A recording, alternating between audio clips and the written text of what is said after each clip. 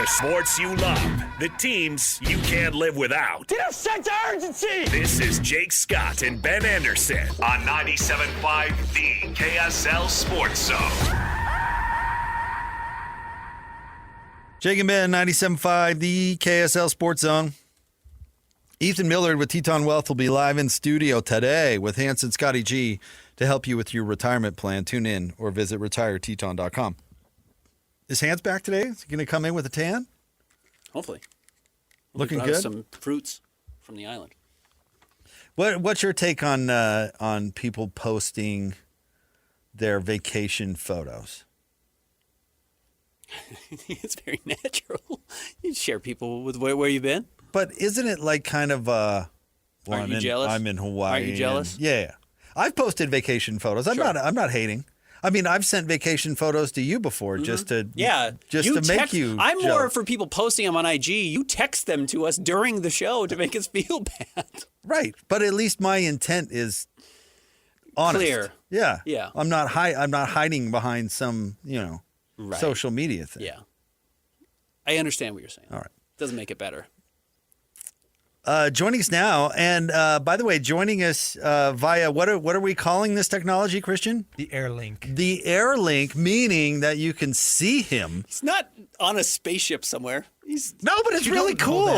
I'm not a tech guy, and this is awesome. You can go to KSLSports.com and see our next guest, legend at Utah, played for the Patriots. Yeah. I saw him just last week, one of my very favorite people, the one and only Christian Cox. Hello, Christian. Good morning. What's going on, Jake? It's good to have you on, buddy. We appreciate it. And thanks again for doing that event with the high school player of the week last week. You were great. Well, that's very nice. It was turned out to be a special event. I think there was some really neat high school success stories of those young kids. And again, it was a great event. Jake Hatch also did a great job. DJ was there as well. And, Lloyd was part of the organization of that. And so it was very, very fun. And this tech is different. This isn't just a radio dial-in segment. We're basically doing an Airstream or what everyone is doing in the business world, a Zoom call. So this is pretty great. Well, live from the International Space Station. Our friend Christian Cox. Christian, what was your take on Kyle Whittingham's retirement when it did seem to waffle a little bit? We weren't sure if this was going to be the case as of a week ago today. Yeah, it's complicated, right? As you look at when it was announced, it was late on a Friday, or 2:00 or 3:00 on a Friday. I don't know what time exactly, but it was one of those things that I was surprised. I was one of those hopefuls that he'd run it back for just one more season. And obviously it doesn't show naturally, hey, I'm retiring, I'm done, I'm riding in the sunset. I would interpret it that way. But it sounds like he's stepping down, and there's different pressures. Obviously earlier in the week, you saw that the university took on $500 million of funding via private equity. And I think the landscape is changing so fast, and you have a coach in waiting in Morgan Scalley who's waited his time. Genuinely, he's gotten lots of opportunities to go other places, and obviously Morgan is a Ute through and through. And he was my first coach actually when I got to Utah post my mission, and I think he's going to do extremely well taking over the program. But when you are going to fill the shoes of someone so legendary as Kyle Whittingham, who had 21 years of true success, it's bittersweet, right? I didn't want the chapter to end. That's me speaking as a player, but also I've watched other great institutions and universities, and Jake, you'd even argue this, when Beamer left Virginia Tech, it's not like it was sunshine and rainbows. If you look at when Philip Fulmer left Tennessee after they won a national championship with T. Martin in, I think, 2000 or 99 or whenever that was. Yeah. It's not like the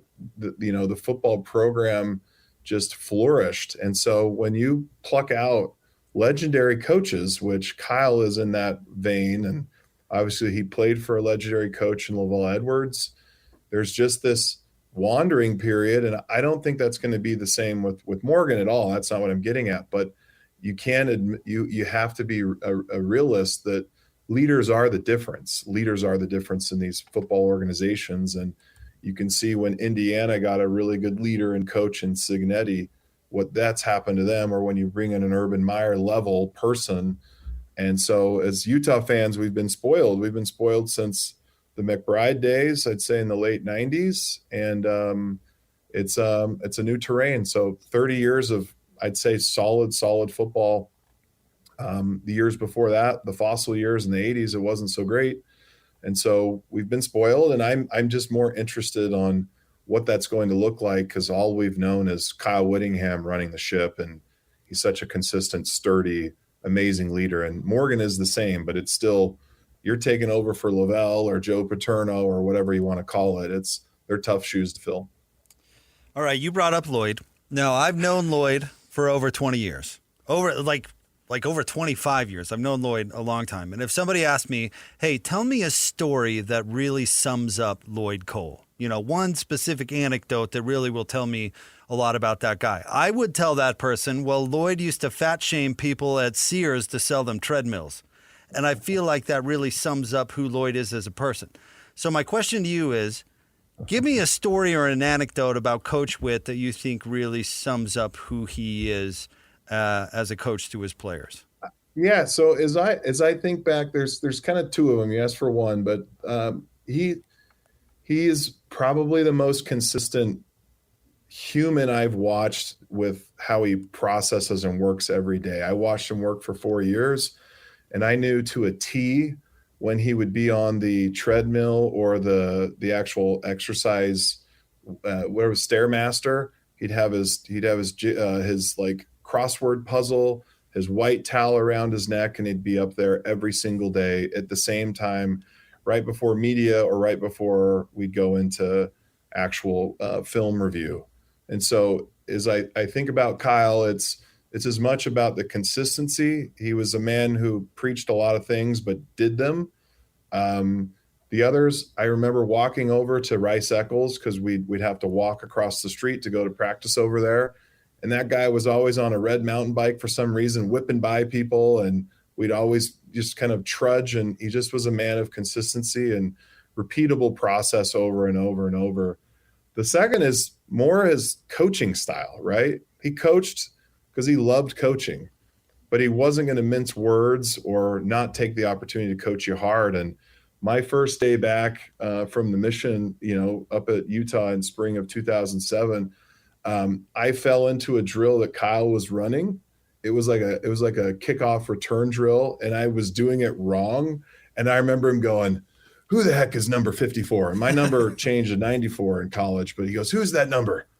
"You get the heck out of my drill." And I just kept running. This is like day 2.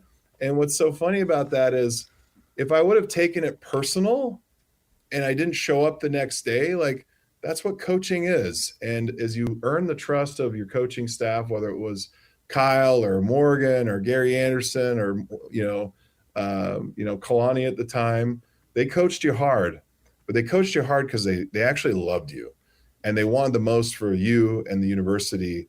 And if you just kept showing up, you were given opportunities at Utah. And I think that's what was so special about what Kyle did, of giving walk-ons opportunities to grow through the organization. And that was all the way through. He was so calculated and strategic with how he ran things, and he gave everyone opportunity to shine. And if you got thrown out of a drill one day, doesn't mean you wouldn't be a starter or all conference years later. And I love his approach to how he coached people. Is he didn't coach anyone just lightly. He coached everyone really tough.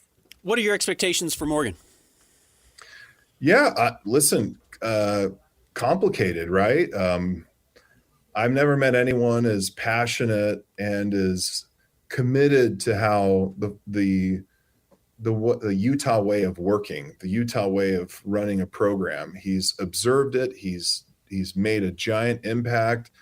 Why the staff has been so successful is because Kyle's had basically 2 head coaches, in his OC and DC for the last 5 and 6 years. And as you go up and rank in organizations, coaches are the difference. If you look at why Nick Saban ended up retiring, he set a line that maybe no one really caught. He had young coaches, and he was kind of tired of mentoring and growing and, helping young coaches become great. Like, as you look at the new way of NIL and money, I think job number one is done for Morgan is he has funding, a different way of looking at how you fund things. I'm very familiar with the venture capital world and private equity world, but at least they have the amount of money to infuse it into football to make sure that they're not losing. But when you look at someone who's as committed and passionate as Morgan, it really will come down to who Morgan surrounds himself with, right? And if you look at Coach Swan or you look at Sharif Shah, like, are those going to be is Sharif going to run the defense? Who's going to be his right-hand person? Because Morgan's been that right-hand person to Kyle, right? And if you look at success for Kalani Sitake this last 2 years, who's been Kalani's right-hand person? He hired a head coach from Weber State and Jay Hill, and who's been running the defense. And he has someone he trusts, calling the offense. And so I think as you look at the offense and defense, I think you've got really good staff members. I think if Luther can keep going, and obviously Lewis Powell is a phenomenal defensive end coach, I think the staff is there. If Morgan can maintain them, and I think he has the money to do it, it really is going to come down to who can he attract to be on the staff. And so I know lots of ex-players who will be very interested to go up and coach with Morgan, and how he's going to run things. He'll run it just as tight as Kyle, but he's going to run it his own way too, right? You don't wait this long to not deploy your own strategy and things like that. So I think he has the funding. I'm just more interested, Ben, in who's he going to hire? Who's he going to retain? Who are going to be his leaders? Because the leaders are the difference. If I go back in the 08 years, we had a young coaching staff, but like Kyle just plucked and had basically head coach material at position coaches. And so how can Morgan do that? And heck, if you call me in 3 years or 4 years after my kids are a little older, I wouldn't be surprised if I'm up trying to throw my hat in the ring to go coach and be up at the U and contribute. And I think Morgan will get way more of that. I think there's guys like Eric Weddle, whose son is phenomenal at football, to see if, maybe he can attract guys like that, ex-players, ex-friends that are knee-deep in the coaching space, but have to want to go put in the time. Because coaching, just like business, there is no easy way to land recruits. It's a grind. It's on the road. It's relationships. But Morgan is perfect for that. It's just hard to fill the shoes of a great like Kyle Whittingham, and that'll be his challenge. What do you think about Utah partnering with private equity and this new LLC? Yeah, I don't have enough information. I know President Randall is a phenomenal business person. Obviously, with the business school at Utah, he's had massive fingerprints in helping that. I think it's just a signal, right? If you look at signal versus noise, I think the signal is it is very clear that amateurism is over. And I think that was over like 4 or 5 years ago. I think 10 or 20, it was just under the table. But as you look at where it's going, is if you don't have the funding, you can't attract the talent to maintain the teams. And I think Utah's done a really good job historically of, developing the starred talent. And I was one of those people. Stevenson Sylvester was one of those people. One star who ends up in the NFL. But now to win, you got to spend 20 to 25 million, and that's today. And I assume in 3 or 4 years, you're going to spend 35 and 40 million, right? And it's the reality of college athletics is there's billions and billions of dollars of surplus and money that goes into these TV contracts. And to play in the big leagues, which I'm a firm believer that there probably will be a consolidation, AFC, NFC over the next 5 years. If you're not positioning yourself with the right funding and the right coaching staff to make sure you can attract the right talent, it's modern day business. It's not what it was. And it's the new world. And I don't know what the debt turnaround is on their private equity deal. I don't know what it looks like. But private equity can be great. It also can be very scary if you're not winning and having success as a business, because that's where the teeth are in the deal and they gut organizations. So I have no idea what the terms are of that deal and what the structure is. But overall, I think you needed the money, because I don't think you have private donors that are willing to shell out 50, 60, 100 million of their own cash into the pot. And so I think a structured deal makes sense for a state university. Before Morgan Scalley, Kalani Sitake was the Utes defensive coordinator. Gary Anderson was the defensive coordinator as well. They both went on to be good head coaches. Do you think that's a coincidence, or do you think there is something that can be learned from Whit in that role to become a good head coach themselves? I think it's a great question. As you look at the actual, so Gary Anderson offered me my first scholarship before Urban Meyer took him back to Utah in 2004. My first coach was Morgan, and then Kalani heavily recruited me and helped me along with Aaron Roderick. And so those three were very close. When I was at Utah, right, Morgan went from GA in 2007 to leading the safeties, and then Kalani ran the linebacking core. And then as you look at our team, why we were so successful, Gary had a presence, and Gary was in his prime. He was a head coach, and that's why we were so successful. He had obviously Andy Ludwig and Gary was the tip of the spear. But Morgan, Kalani, and Gary were all very close, and you could feel it as a young athlete that these were strong leaders, wonderful men, head coach-like people. Morgan just had to bide his time. Morgan could have left the company basically, or left the university and gone somewhere else easily, could have gone to SC, and sometimes that's what it takes, but he's a loyalist. He's waited his time, and he's going to take it forward. I think the things to learn are, it's back to my original point on coaching staff. Gary took Kalani to Oregon State. He needed a very solid D coordinator. I love Elisa Tuiaki, and Coach Tuiaki was phenomenal. He was a teammate of mine. He was a GA at Utah.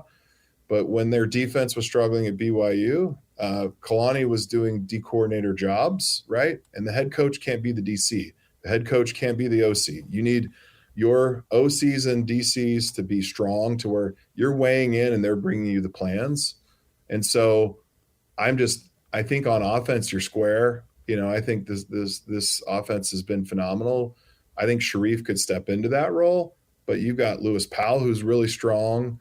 And so I think Morgan knows this. You got to make the right leader hire, and that can't just be your friend, if that makes sense. You've got to hire someone that you trust, that will do the job extremely well and will give you lift. And I think Morgan will do that. And if you look at where Gary had success, he did that, and where he struggled, he didn't have a staff, and that's actually why Nick Saban ended up being done. He's like, I don't have any more.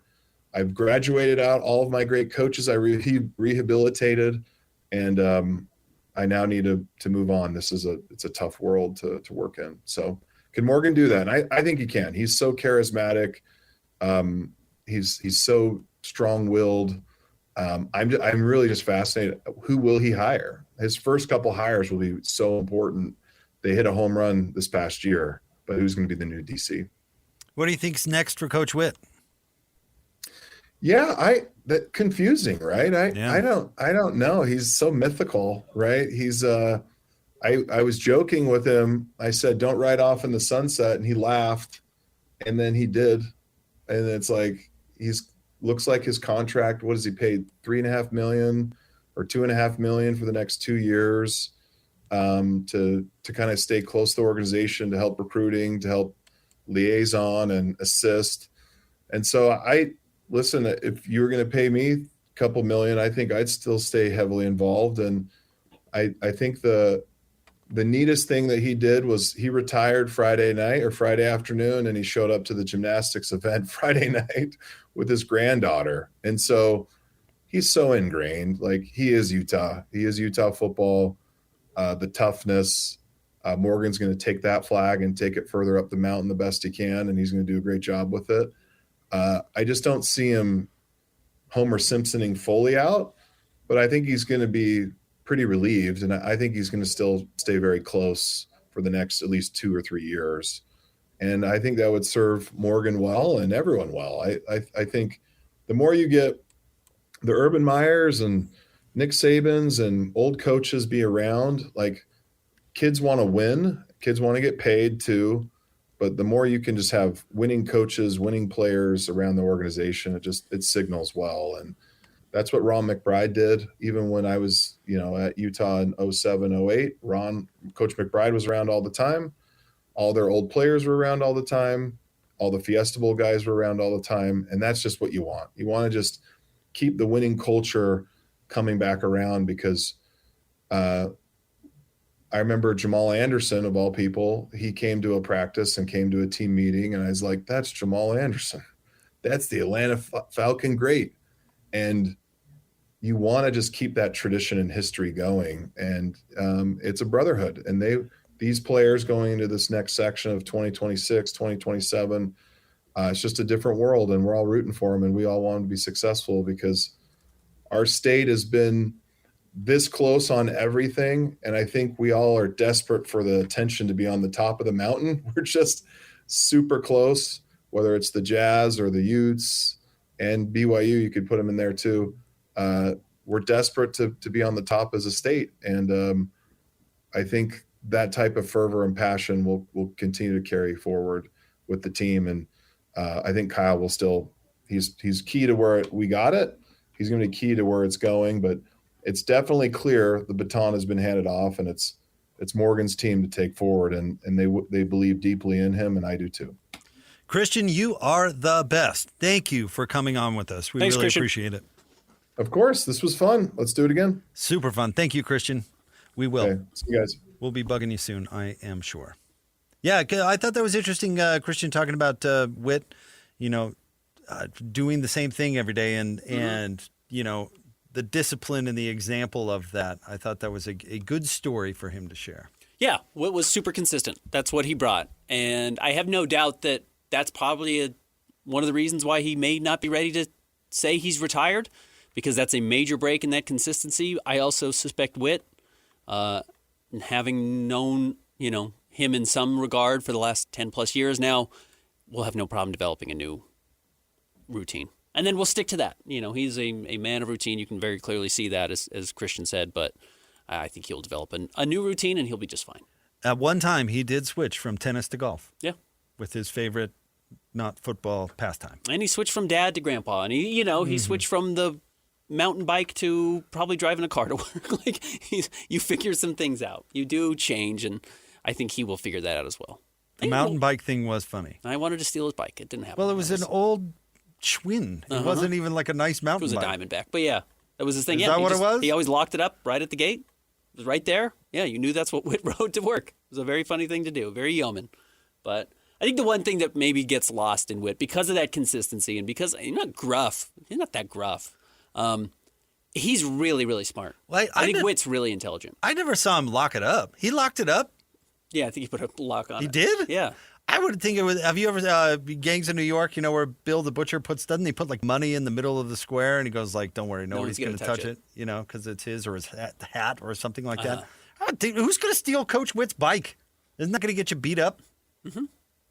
I wouldn't think you needed to throw a lock on there. I think he locked it up right against that gate on the south side. I never saw him lock it up. I saw him ride it out a bunch of times, but I never saw him lock it up. That's funny. But he's a smart guy. He'll be fine.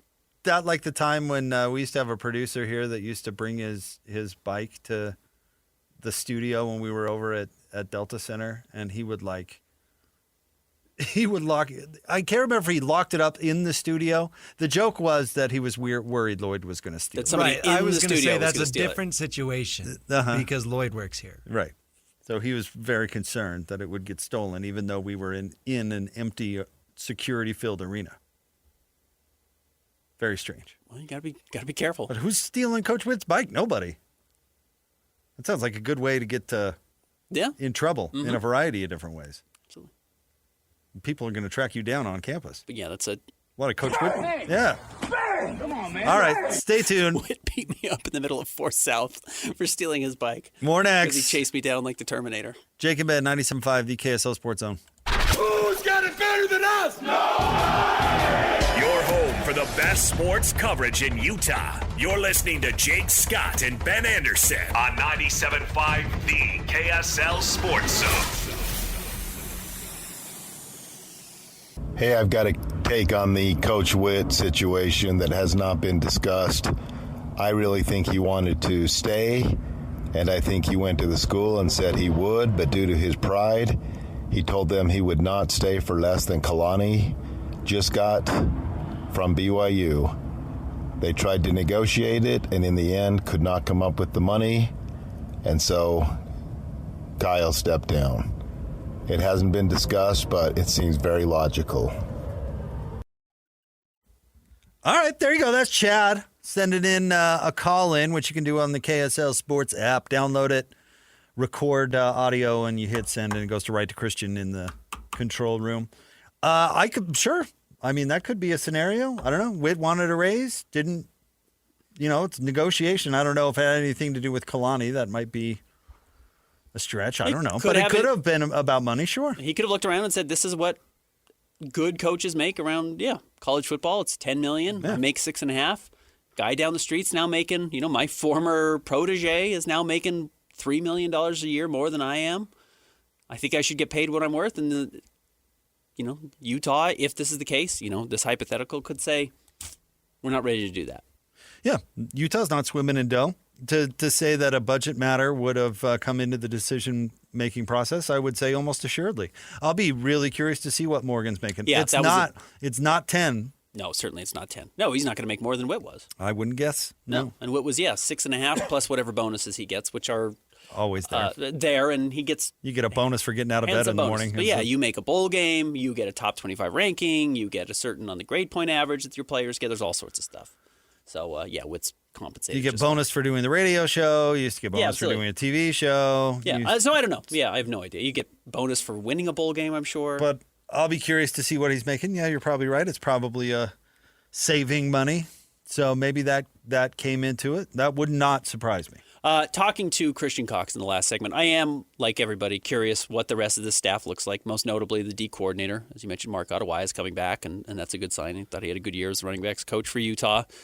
And he already announced that he was going to be back, so I can't imagine they're going to change anything with Jason Beck. Other than, they might make some changes on Beck's staff if he felt like year one didn't produce something that he wanted to. Well, this was the reason supposedly Morgan was in on the hiring of Jason Beck in the first place. Right, because it was a guy he liked and thought he could work with.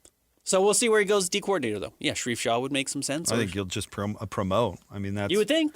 That would be my guess. Then again, I've talked about this before. One of my favorite episodes of The Office, not because of the episode itself, but kind of how it wraps up is, Michael goes off and does whatever the Survivor Man thing. And Jim takes over the office, and Jim decides, well, now the old man's gone, I'm going to make all the changes that I've been waiting to make for a long time. And he does all these things, and they all fail. And then when Michael comes back and takes over the job again, Jim tells him what he tried to do, and Michael said, oh, yeah, I tried all that. None of that worked. Like, the things that Morgan may feel a desire to change because he thought Witt did wrong may have been things that Witt thought about or tried and failed. Yeah. So there's a reason he's doing them the way he is. And I think inevitably you have to make some of those mistakes. That's just part of the job. You have to learn by trial and error. And I think you're going to see some mistakes from Morgan just because nobody's ever done this job perfectly. Witt doesn't still do the job still doesn't do the job perfectly. So I'll be curious what those are and how, cataclysmic or catastrophic they are. And ideally they won't be bad. I do think it's a good sign that Witt's defensive coordinators have historically gone on to lead very successful roles as head coaches. For Gary at Utah State and then early at Wisconsin and then everything Kalani has touched. I would guess that Morgan will not upset the major things that have made Utah successful. Gary Anderson took the same philosophy and made it successful at Utah State. I think Kalani's philosophy can't be the same at BYU, so his has changed a little bit. But I would not expect Morgan Scalley to come in and upset the apple cart. Although I wonder one area where he might be different because, we talked about Witt not being the perfect coach. One of his shortcomings, in my opinion, is he is not a very good networker. People look at why have coaches stayed at Utah forever because he's not looking around to replace him because that's not really his thing. He's not in coaching circles. And if you talk to people in coaching circles, they will tell you that's just not his bag. He's not flying to the National College Conference or whatever at the national championship game and handing out his card and trying to network to find the next coaches. He's comfortable with his own people. Mm-hmm. When he needed a cornerbacks coach, he hired Sharif Shah from a law firm. Morgan himself was brought in as a grad assistant and then safeties and brought all the way up. In the never-ending cavalcade of offensive coordinators, he's made hires there for a lot of hilarious reasons. I mean, Andy Ludwig was his buddy from Idaho State. Yeah. Brian Johnson is that. Oh, my favorite, what's his name? Troy Taylor, that he got referred by Freddie, his brother, who said, hey, I just recruited a quarterback this guy was coaching. Doing some interesting stuff in high school. And then he went to Eastern Washington or whatever. And then Utah hired him. So I wonder if Morgan will be a better networker. And I bring that up just because will he automatically go internal for the defensive coordinator, or is he better known? I will tell you this, Morgan has a better personality for networking than Witt does. No offense to Witt. No, absolutely. It's just not his thing. He's not a cocktail party guy. And not that Morgan would be a cocktail guy, but I bet he's somebody who can work a room pretty well. I've been correcting my daughter's grammar lately, so I got to set a good example. I'm very curious about that as well, because yes, that is. I don't even want to say it's a weakness of Kyle's, but it's a quirk for certain. And if you wanted to say it was a weakness, I mean, look at the failures he had at offensive coordinator until his last two hires, which were very good, and Ludwig was a retread, and then Jason Beck had a great first year.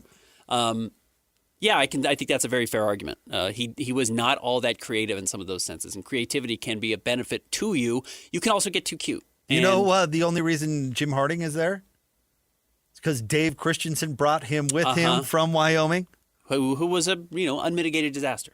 Dave Christensen was terrible, but you did get something very good out of it. But it's not like he found Coach Harding. Correct. And Dave Christensen was his buddy from, God, when did they coach together? They had coached together previously, and then Dave got fired from Wyoming, and Witt jumped on it, and he brought Harding along. Yeah, it was not his strength. I wonder if Morgan will work the coaching circles a little bit better, and I wonder if he does that right away with the defensive coordinator. My guess would be no. My guess would be he'll elevate Sharif likely, but I mean you could see other guys who he would elevate internally. Agreed, and that can be a positive. Again, it could be a negative. We will see. You're not going to know until you get there. And we don't know if Morgan's going to succeed or fail or be able to eclipse Witt. I mean, the truth is it would have been unreasonable to expect Witt to eclipse what Urban Meyer did. And Urban was only there for a couple of years, but was so successful at Utah, it's hard to imagine the next guy would reach even higher highs. And so I don't want to rule it out. We have seen, I didn't think anyone would step in and replace what Jake Retzlaff did at quarterback for BYU, and Bear darn near did it if he didn't do it outright. So these things do happen occasionally. So I think Morgan has a chance. But yeah, I am curious. And Christian Cox brought up, he's got good relationships with guys like Jamal Anderson, whose son just hit the transfer portal, I think, and got relationships with guys. Specifically, he brought up Eric Weddle, whose son is a huge recruit. Those types of things can matter. Do we see those players step in and have more roles? I'm trying to fight my better instincts. DJ has accused me of just bringing up the most negative story about anybody every time they're mentioned. And Jamal Anderson has one of my favorites, but I'm not going to bring it up. Okay. The Dirty Bird, legend. Mm-hmm. Stay tuned. We'll Give wrap the up the show. To Jamal. Coming up next, 97.5, the KSL Sports Zone. The sports you love, the teams you can't live without. Get a sense of urgency! This is Jake Scott and Ben Anderson on 97.5, the KSL Sports Zone. Two niggas on the airways, talking sports. They got him made Jake's on soul. Loves his tie guy, Ben's got style with his scarf. Oh my.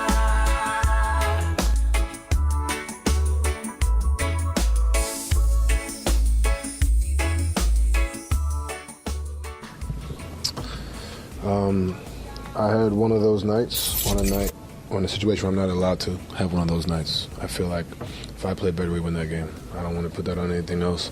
Put this one on me. We competed, we fought, but I played poorly on both ends of the floor, and that's what happens. To be fair, though, this is a team game. Yeah. That's a lot to put on yourself. I understand, but if I just am half of myself tonight, we win. So that's on me, and I know my teammates won't say that, but I will, and yeah. Oh, I've heard that quote so many times in so many different ways. Donovan Mitchell, after the Cavs go scoreless in overtime and lose to the lowly Hornets, 119-111. That was not a call-in. That was actually a clip from Donovan Mitchell. Didn't call in and offer that.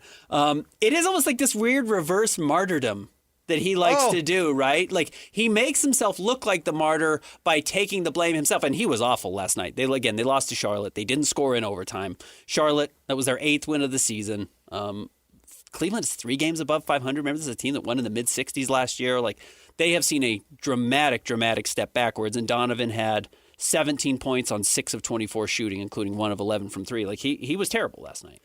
It's such a condescending, arrogant take wrapped up as accountability.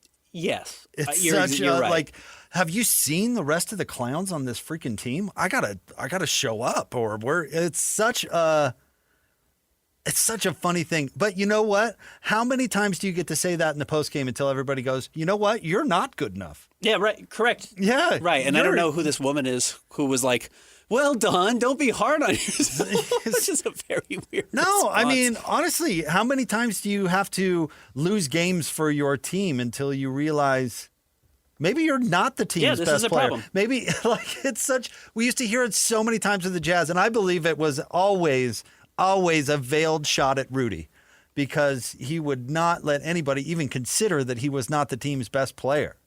And by the way, it's that attitude which got the Jazz beat and gets Cleveland beat, because he's not good enough to play to have that opinion. He's not good enough to have that opinion. Yes. So you can't just speak it into existence and have it be a fact. Right. Here's the problem. If you say it over and over, and you're not good enough to consistently get to the point where you are winning these games over and over, especially, look, who cares game 24 in the regular season? But it is. Why not game 5 at home against the Clippers? Why not some of these games where you have a chance to move on to the next series or whatever it is to keep your team alive?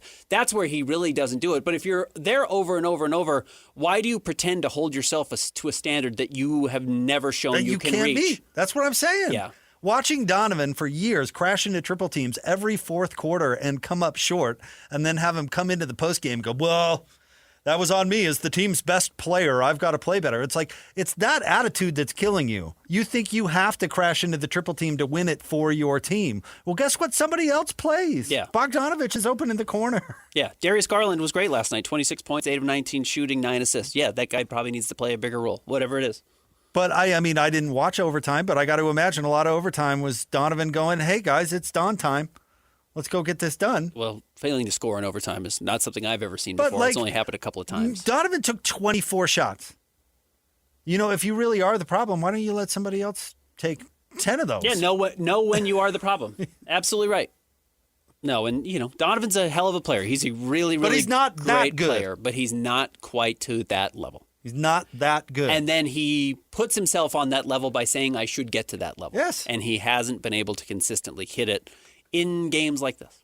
It's Ben Simmons talking himself into Defensive Player of the Year, or even Rookie of the Year for that matter. Yeah. Speaking of Donovan, who should have won that award. Yeah. If someone's going to say, I need to be more accountable, and then they're not accountable, it's okay. No, well, then you're either not going to do it or people are going to stop counting on you. Quinn Snyder never hated it when somebody called him a genius. Because Yeah. that was out there, and people are like, oh, well, this guy's a genius. It's great. Donovan coming in and saying, I'm the team's best player. This is my chance to succeed or fail. He's talking that into existence. Yeah. I mean, maybe he's the best player on the Cavs, maybe, but he certainly ain't the only one. Yeah.